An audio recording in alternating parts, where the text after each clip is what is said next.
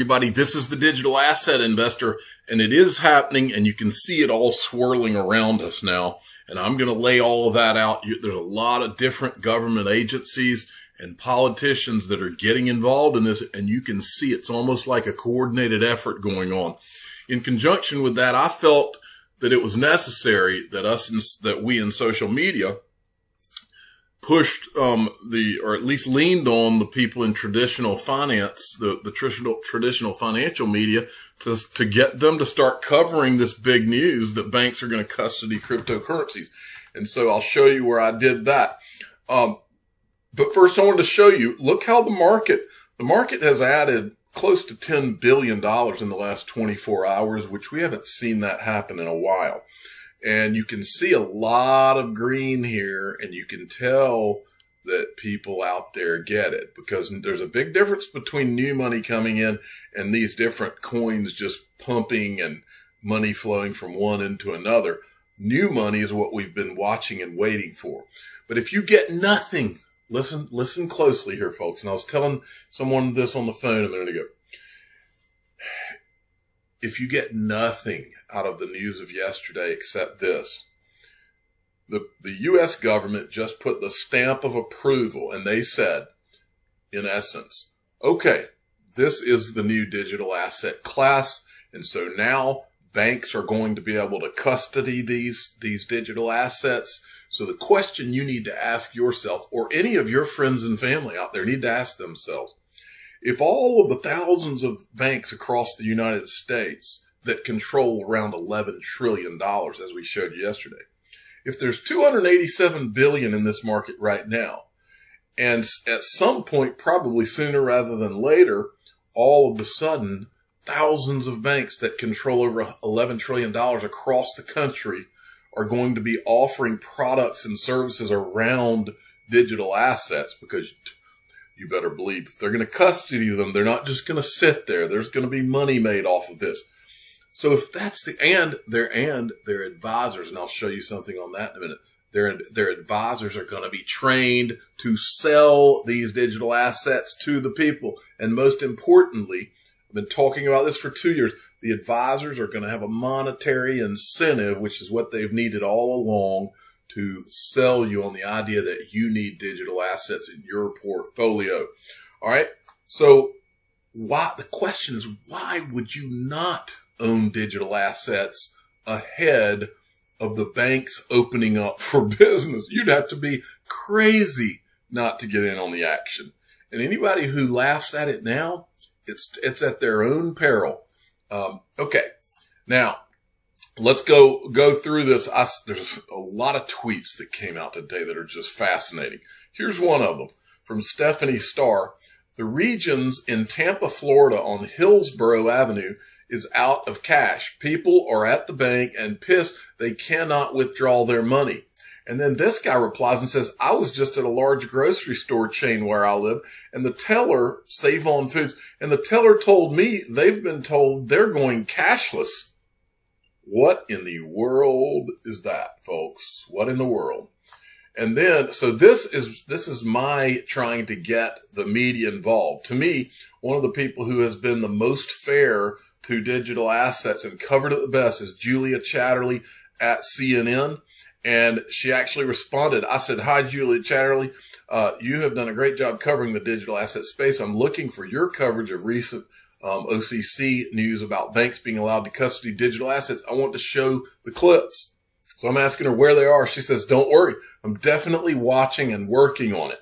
So we know that CNN is about to help get this ball rolling too. So there you go.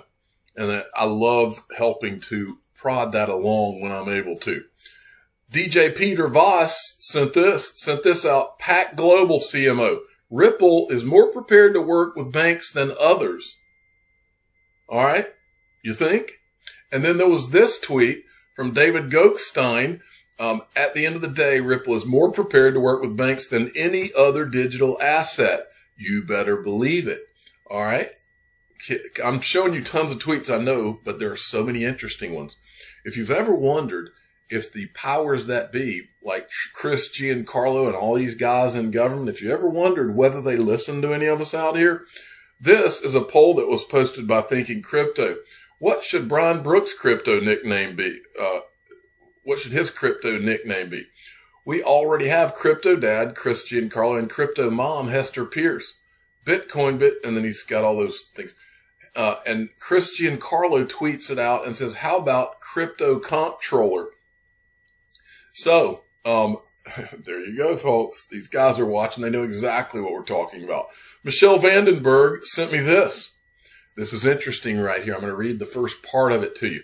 Game on. This is Caitlin Long, who, she is she works in Wyoming, appointee to Wyoming Blockchain Select Committee. They've been very aggressive in Wyoming with their blockchain laws. She says, game on. The OCC's announcement that it's following Wyoming by allowing national banks to custody digital assets is great news for crypto. Long overdue and hopefully will help U.S. regain ground it lost to other developed world countries by dilly-dallying for so long. To winners, customers, and crypto VCs. This will spur an M&A boom as U.S. banks acquire digital asset custodians. Most must sell because of trust charters now obsolete. BitLicense is now obsolete. What was done in New York.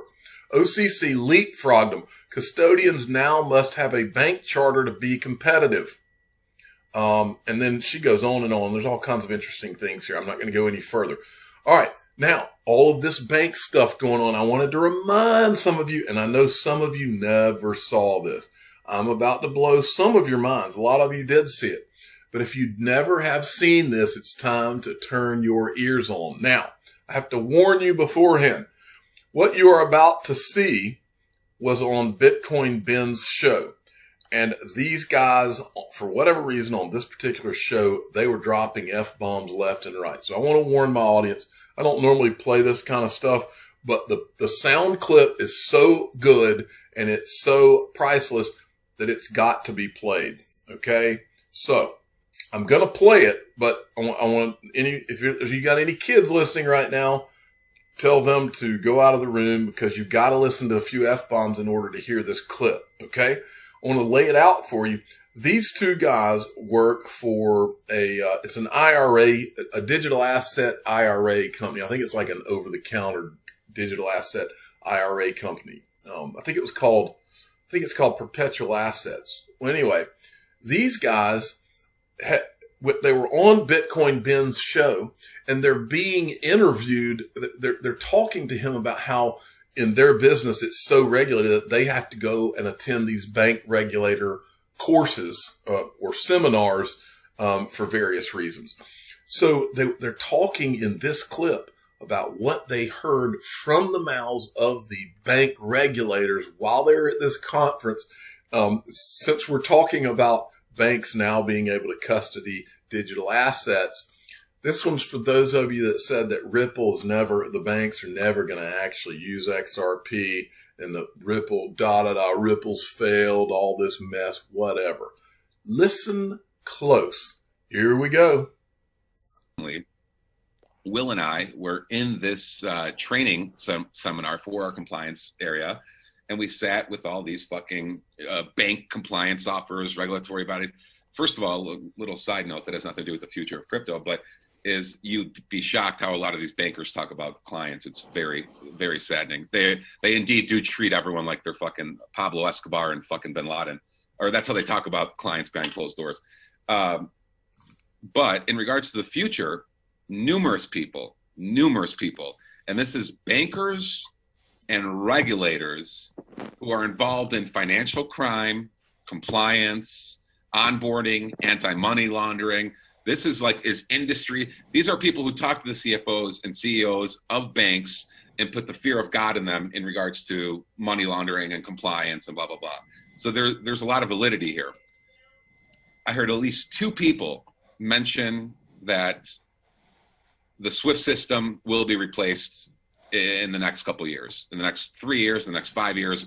These are people who aren't even in our space. They're in banking and money laundering and compliance and blah, blah, blah. These were the presenters too, he's mentioning. These are speakers. Yeah, this isn't the fat lady from HR. Yeah, these are like speakers, investigators, blah, blah, blah. And yeah, was it? It was Ripple. One of them mentioned, right? Yep. Well, yeah, said Ripple. Verbatim, Swift is going to be replaced. Yeah, Swift will be replaced by Ripple in the next 5 years. Blah blah. And this is like, she owns her own. Like, this is a badass woman. I had actually liked her a lot of respect for her. But another woman mentioned the same thing. It's here to fuck. It's here to stay. Ripple, folks. It's always been Ripple. It's always been XRP.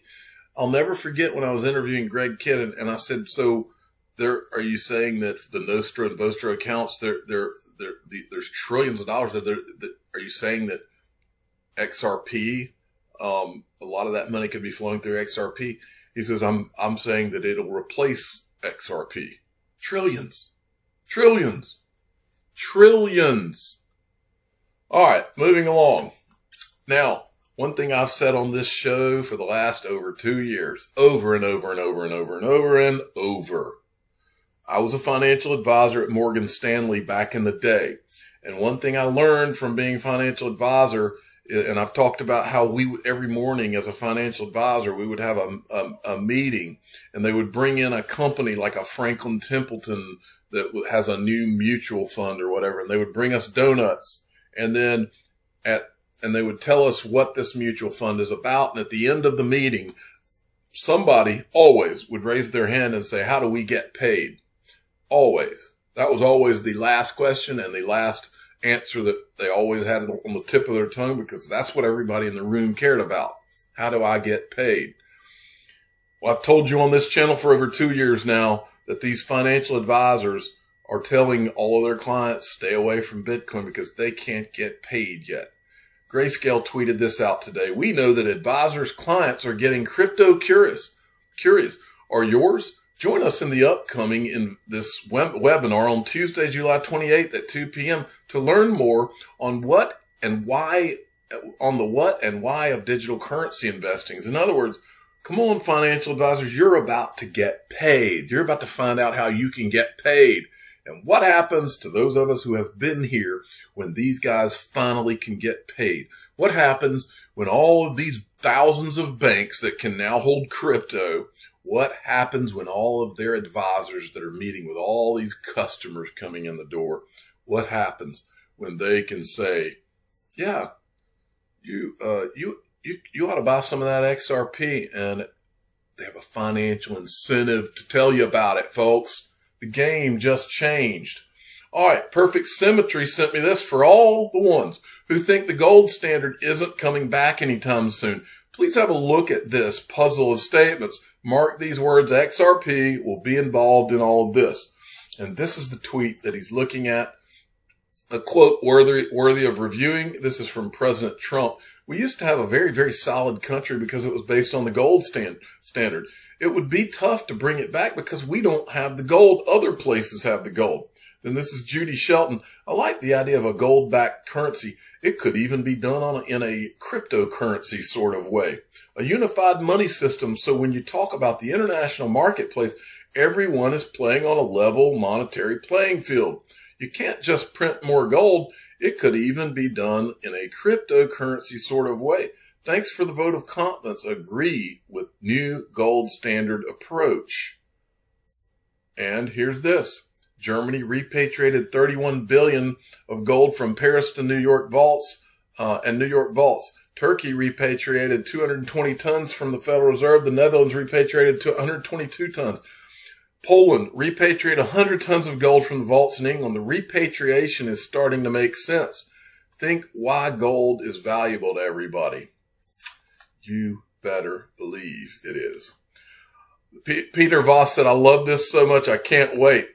A little extra info. Ripple recently mentioned PolySign, developed by Arthur Brito and David Schwartz, discussed at UbriCon 2019.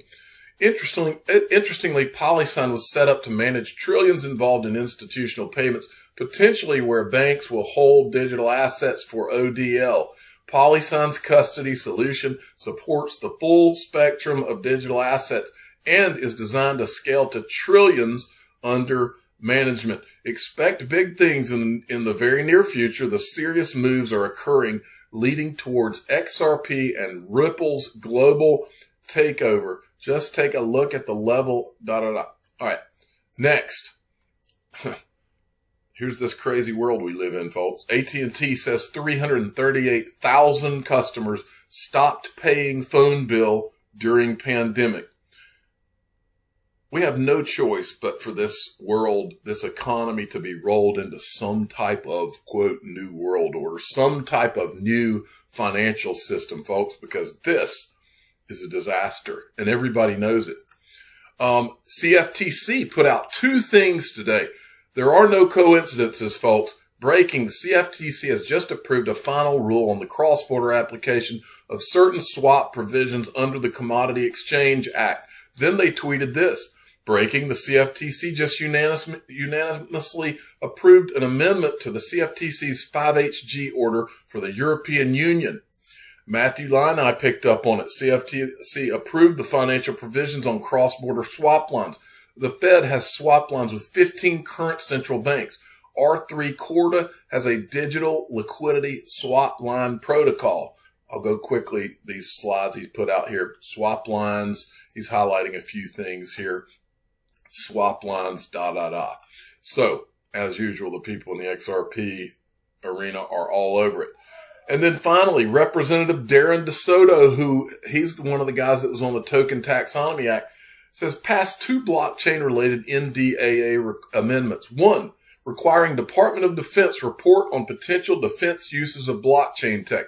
Two, DLT adds blockchain DLT to definition of emerging tech for U.S. to maintain technological edge. Now, folks, I want to show you, I'm going to end with this. I had many people that were asking me about the Pure VPN. I talked about it on the show the other day. A lot of people didn't understand what a VPN was. I went out and I found a better video that explains to you, look, if you own digital assets or if you're just in social media, you should be very nervous about hackers and people hacking your computer, trying to steal your digital assets. You have to have a virtual private network. And the one that I recommend is Pure VPN. And this is the best video that I've found on it so that you can understand what a VPN does to try to keep, and I'm harping on security because there's a lot of new people that have not been around this space coming in. If you don't have a VPN, you got to get one.